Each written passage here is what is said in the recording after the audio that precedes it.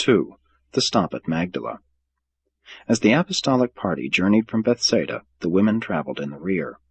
During the conference time they always sat in a group in front and to the right of the speaker. Increasingly women had become believers in the gospel of the kingdom, and it had been a source of much difficulty and no end of embarrassment when they had desired to hold personal converse with Jesus or one of the apostles. Now all this was changed.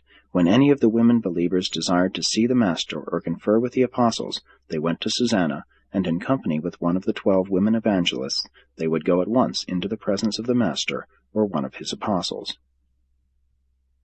It was at Magdala that the women first demonstrated their usefulness and vindicated the wisdom of their choosing. Andrew had imposed rather strict rules upon his associates about doing personal work with women, especially with those of questionable character. When the party entered Magdala, these 10 women evangelists were free to enter the evil resorts and preach the glad tidings directly to all their inmates. And when visiting the sick, these women were able to draw very close in their ministry to their afflicted sisters. As the result of the ministry of these 10 women, afterward known as the 12 women at this place, Mary Magdalene was won for the kingdom.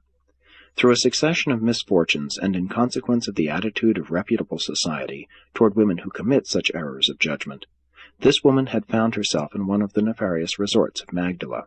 It was Martha and Rachel who made plain to Mary that the doors of the kingdom were open to even such as she.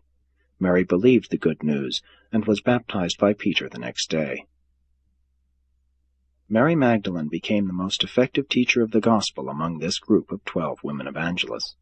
She was set apart for such service, together with Rebecca, at Jotapata about 4 weeks subsequent to her conversion.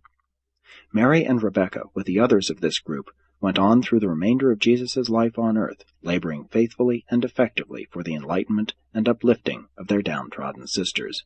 And when the last and tragic episode in the drama of Jesus' life was being enacted, notwithstanding the apostles all fled but one, these women were all present, and not one either denied or betrayed him.